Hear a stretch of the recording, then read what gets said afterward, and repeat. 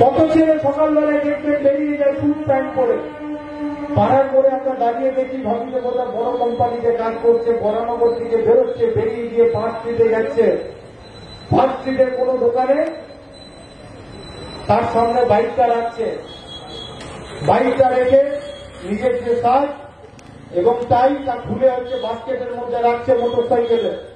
তারপরে সেই দোকান থেকে জোম্যাটো বা সুইগির গেঞ্জিটা করছে বা র্যাপিডো অনলাইন অন করে দিচ্ছে। করার পর সে হচ্ছে দিনে যদি 40 থেকে 42টা অর্ডার সাপ্লাই করতে না পারে, দিনের শেষে তার বাবা অ্যাসমা রুগী, তার বাবার জন্য ওষুধ কিনে নিয়ে যেতে পারবে না। তার মেয়ে যে স্কুলে পড়তে যাবে তার পরের দিন তার মেয়ের জন্য সে হচ্ছে টিফিন নিয়ে যেতে পারবে না। তার স্ত্রী বলেছে টিউশনির মাইনেটা বাকি আছে, টিউশনির মাইনেটা নিতে পারবে না, আর ঘরে গেলে ভালো কোনো কোম্পানিতে কাজ করছে। এই হচ্ছে আমাদের ছেলেদের অবস্থা। আমি বলছি তার মানে এখানে যারা কাজ করছে তারা হচ্ছে যে বাজে কাজ করছে তা নয়। আমি বলছি আমাদের ভারতবর্ষে প্রতি 100 জন যুবকের মধ্যে 70 জন যুবক তারা হচ্ছে কাজ পাননি বা তাদের শিক্ষাগত যা যোগ্যতা তার থেকে কম মানের কাজ পান, কম মানের কাজ করেন। এই জায়গায় দাঁড়িয়ে আছে আমাদের ভারতবর্ষ, এই জায়গায় দাঁড়িয়ে আছে আমাদের রাজ্য। একটা নতুন কারখানা হয়েছে, বলতে পারবেন গোটা রাজ্যে? আপনাদের বরানগরে, কলকাতার একদম লাগোয়া একটা মিউনিসিপ্যালিটি, কটা কারখানার উদ্বোধন হয়েছে বলতে পারবেন? বলতে পারবেন? একটা কারখানার নাম তৃণমূল কংগ্রেসের নেতারা। অথচ আমাদের এখানে যে কারখানা ছিল সে কারখানাগুলো বন্ধ হয়েছে, হয় কেন্দ্রীয় সরকারের সিদ্ধান্তে বন্ধ হয়েছে, নয় রাজ্য সরকার বন্ধ করেছে। একদিকে হরিণঘাটাতে, একদিকে মেট্রো ডেয়ারি প্রকল্প তার যা শেয়ার তা হচ্ছে ছেড়ে দিয়েছে কেভেন কার্সের হাতে রাজ্য সরকার। অন্যদিকে কেন্দ্রীয় সরকার যখন অটল বিহারী বাজপেয়ী সরকারে ছিলেন, মোদী ছিলেন সেই সরকারের মন্ত্রী, তখন হচ্ছে অসংখ্য রাষ্ট্রায়ত্ত কারখানা বন্ধ করেছিলেন। আপনাদের এখানে RIC থেকে শুরু করে দুর্গাপুরের MNC, BOCL, হিন্দুস্তান ফার্টিলাইজার সমস্ত কারখানা বন্ধ করেছিলেন নরেন্দ্র মোদী, সমস্ত কারখানা বন্ধ করেছিলেন নরেন্দ্র মোদী, এই অটল বিহারী বাজপেয়ী সরকার। আর নরেন্দ্র মোদীর সরকার একটা কারখানার নাম বলতে পারবে যে কারখানাকে ফিতে কাটতে দেখা গেছে, বা হচ্ছে যে তিনি রিমোটে উদ্বোধন করেছেন? একটা কোন উৎপাদনমুখী কারখানার উৎপাদনমুখী শিল্পের তিনি হচ্ছে যে উদ্বোধন করেননি, না দিদি করেছেন না মমতা ব্যানার্জি করেছেন। কোথায় যাবে আমাদের ছেলেরা? কেবলমাত্র তৃণমূল কংগ্রেস করা মানে কিছু হচ্ছে সিন্ডিকেট করবে, ইট বালি সুরকির ব্যবসা করবে, তা দিয়ে চলবে? তা দিয়ে চলে যাবে? আমরা বলছি যদি হচ্ছে এরকম করেই চলতো, তাহলে আপনার ঘরের ছেলের যখন বিয়ে দেবেন, মেয়ে দেখবেন, আপনার মেয়ে আপনার ছেলে কি কাজ করে, যখন মেয়ের বাড়ি জিজ্ঞাসা করবে কি বলবেন আপনারা? আমাদের কোনো দুশ্চিন্তা নেই, কিন্তু আপনারা ভালো থাকলেই হবে। গোটা দেশে বেকারত্বের যন্ত্রণায়, গোটা দেশে কৃষকদের যন্ত্রণায় না বিশ্বাস উঠেছে আমাদের মানুষের। ফলে আপনাদের ভাবতে হবে আমরা কোন জায়গায় দাঁড়াবো। আপনাদের কাছে আমাদের অনুরোধ যে আমাদের ভাবতে হবে যে আমরা পিছবো না আমরা হচ্ছে এগোবো। আপনারা যদি ভাবেন যে আমরা ভালো আছি, সিপিএম এবং কংগ্রেসকে দুর্বল করে আমাদের ভোট দেওয়ার কোনো দরকার নেই, কোনো দরকার নেই। আর যদি মনে হয় যে হচ্ছে যে না, দেওয়ালে আমাদের পিছু হতে হচ্ছে, আমাদের পিছনের দেওয়ালে আমাদের পিঠ থেকে গেছে, অনেকে বলেছিলেন না একটা সময় যে এখন একটু সিপিএমকে দরকার পড়বে না, তৃণমূলকে যদি গাইড করতে হয় তাহলে বিজেপিকে একটু লাগবে, ওদের কেন্দ্রীয় সরকার আছে, অমুক আছে, তমুক আছে, বলেছিলেন না? আমাদের অনেকে ভেবেছিলেন যে ওদের হচ্ছে লাগবে, আর তার জন্যই দেখছিলেন না কি অবস্থা। আর তারা আজকে দেওয়ালে পিঠ থেকে গেছে তাদেরও। আজকে আপনাদের বিধানসভায় কেন উপনির্বাচন করতে হলো? আপনাদের উপনির্বাচন করতে হলো এই কারণে তো যে হচ্ছে যেই মিউনিসিপ্যালিটির চাকরির দুর্নীতি তা নিয়ে সিবিআই একটু ঘেঁটে দিল, একদিন গুড মর্নিং করতে গেল, তারপরে হরমর করে হচ্ছে ভেঙে পড়ল সমস্ত স্ট্রাকচার। যিনি ছিলেন দিদির 1 নম্বর সৈনিক, তৃণমূলের প্রবক্তা, তিনি বেরিয়ে গেলেন হচ্ছে বিজেপিতে।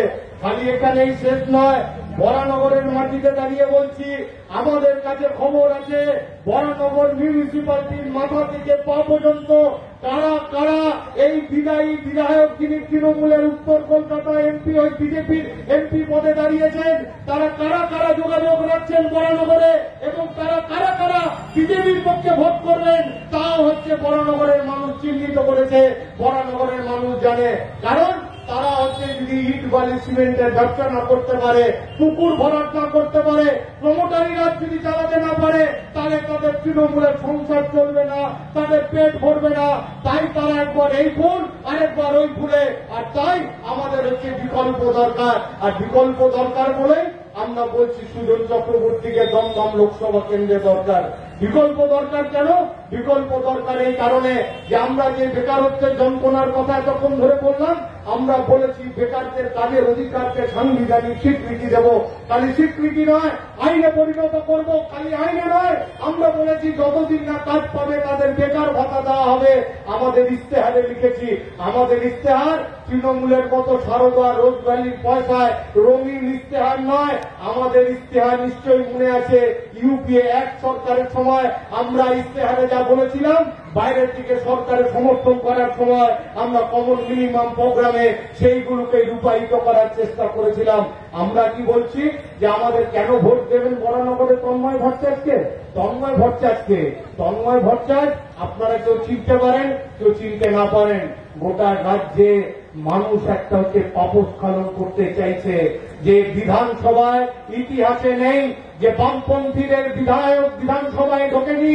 আমরা বলছি গোটা রাজ্যের মানুষকে এই পাপস্খলনের এই যে আমরা হচ্ছে যে অনুতাপে ভুগছি, বরানগরের মানুষের কাছে আবেদন করছি যে আমাদের এই অন্তত সুযোগটা দিন, যাতে গর্ব করে বলতে পারি না এই বিধানসভাতেও শেষ 2 বছর হলেও বামপন্থী বিধায়ক তারা বিধানসভায় ঢুকেছে। আর সেই বিধায়কের নাম তন্ময় ভট্টাচার্য, যাকে 1 নম্বর বোতাম টিপে আপনি হচ্ছে নির্বাচিত করতে পারেন, যিনি দল বদল করবে না। আর আপনি এই জন্যই তো আমাদের হচ্ছে এগিয়ে নিয়ে যেতে হবে। সর্বশেষ আমি বলবো যে কথা, তা হল যে আমাদের ভারতবর্ষে কখনো ভেবেছিলেন, আমি গতকাল বরানগরে একটা মিটিংয়ে বলেছি, বাসুদেব আচার্য মারা গেছে। আমি তপন দা মানে CIT all India general secretary, আমরা ফিরছি বাসুদার শেষকৃত্য সম্পন্ন করে। সেদিন ওয়ানডেতে খেলা চলছে, সম্ভবত কোয়ার্টার ফাইনাল। স্বামী অদ্ভুত দুটো স্পেল করলো মোহাম্মদ স্বামী। ফেসবুকে একজন লিখলো স্বামী পূজা গ্রেট, তারপরে নিচে চলে এলো 2 পাকিস্তানের দালাল। মানে স্বামী ইন্ডিয়ার হয়ে দারুণ স্পেল করছে, মেডেন ওভার নিচ্ছে, মেডেন উইকেট নিচ্ছে, 1 ওভারে 2টো উইকেট ছিটকে দিয়েছে। পাকিস্তানের দালাল বলতে বিজেপি আরএসএস এর লোকদের হচ্ছে হাত কাঁপছে না। সিরাজ খানকে পাকিস্তানের দালাল বলতে হাত কাঁপছে না ক্রিকেটারের সিরাজ খানকে পাকিস্তানের দালাল বলতে। কখনো ভেবেছিলেন যে বিরাট কোহলিকে আপনি ভাববেন বা দেখবেন হিন্দু না মুসলমান এইভাবে? কখনো কি আপনি ভেবেছেন MS ধোনিকে আপনি হিন্দু না মুসলমান এইভাবে দেখবেন? কখনো কি আগের প্রজন্ম ভেবেছেন সুনীল গাভাস্কর হিন্দু আর মনসুর আলী খান পতৌদি মুসলমান? কখনো কি ভেবেছেন আপনারা সচিন তেন্ডুলকর হিন্দু আর মোহাম্মদ আজহারউদ্দিন মুসলমান? আমরা কখনো দেখিনি। কখনো কি ভেবেছেন আমির খান যখন গান করেছিল সেই বিখ্যাত গান, তার নিচে ফুটে উঠেছিল পাপা कहते हैं बेटा बड़ा नाम करेगा? কখনো আমরা ভেবেছিলাম আমির খান মুসলমান আর যে গান করেছে সে নেপালি ব্রাহ্মণ উদিত নারায়ণ? কখনো ভারতবর্ষকে আমরা এভাবে চিনিনি। কখনো ভেবেছেন যে পাঠান সিনেমাতে, আমি কখনো দেখিনি এরকম, এখন তো ডিজিটাল মার্কেটিং মানির যুগ, আমরা ফোন পে করি, গুগল পে করি। আমি পাঠান সিনেমা সব সিনেমা দেখতে যাই, শাহরুখ খানের কিছু ভক্ত যাই দেখতে, তো গেছি। পাঠান সিনেমায় যখন ঝুমে যে পাঠান গানটা হচ্ছে, তখন আপনাদেরও যারা দেখেছেন অভিজ্ঞতা আছে, হাততালি সিটি তো পরের কথা। আমরা এখন 5 টাকার কিছু খেলে আমরা গুগল পে করি। সেদিন দুর্গাপুরের মতো জায়গায় দেখেছি যে কয়েন ছুটতে হচ্ছে, যে আমাদের ওই মাল্টিপ্লেক্সের হচ্ছে এর দিকে, তাহলে কয়েন নিয়ে এসেছিল। আমি বলছি শাহরুখ খান যখন নাচছিল তখন কি হচ্ছে ভেবেছে কেউ যে শাহরুখ খান মুসলমান? আর শাহরুখ খানের এই নিচে যে গানটা বান গায়ক গাইছে তার নাম অরিজিৎ সিং, তার বাবা পাঞ্জাবি আর মা হিন্দু, সেই হচ্ছে মুর্শিদাবাদে থাকে। কখনো আমরা ভারতবর্ষকে এইভাবে দেখেছি? কখনো আমরা ভারতবর্ষকে এইভাবে দেখিনি। তাই আপনাদের কাছে আমাদের আবেদন, যদি ভালো থাকেন বামপন্থী আর কংগ্রেসীকে দুর্বল করে, আপনাদের ভালো থাকাতেই আমাদের ভালো থাকা, আপনাদের ভালো থাকাতে জীবন যুদ্ধে জয়ী হন, আমরাও জীবন যুদ্ধে জয়ী হব। তাতে একটা সিট পাওয়া বা না পাওয়াতে কিছু যায় আসে না। কিন্তু ভেবে দেখবেন ভারতবর্ষের সংবিধান, ভারতবর্ষের গণতান্ত্রিক অধিকার এবং আপনার পরিবার সুরক্ষিত আছে কিনা গত 13-14 বছরে। আপনাদের কাছে তাই আবেদন, একবার ওই যে দেওয়ালে যেমন পিঠ থেকে যায়, পাড়া গায়ে কথা আছে যে বিড়ালকে দেওয়ালে 3 কোনায় নিয়ে যাস না, বিড়ালের থাবা তখন হচ্ছে চিতাবাঘের থেকেও নাকি ভয়ঙ্কর, পাড়া গায়ে কথা আছে। গোটা দেশের মানুষের পিঠ দেওয়ালে থেকে গেছে, এবার সামনের দিকে এগোতে হবে। বরানগর থেকে দমদম লোকসভা থেকে আপনারাই শপথ নিন, গোটা দেশকে হচ্ছে পিছিয়ে ফেলার যে চক্রান্ত, তাকে ছিন্ন করে আমরা সামনে এগোবই। এ কথা বলে আপনাদের উপর অগাধ ভরসা রেখে আমি আমার বক্তব্য শেষ করছি। ইনকলাব জিন্দাবাদ, মেহনতি মানুষের ঐক্য জিন্দাবাদ।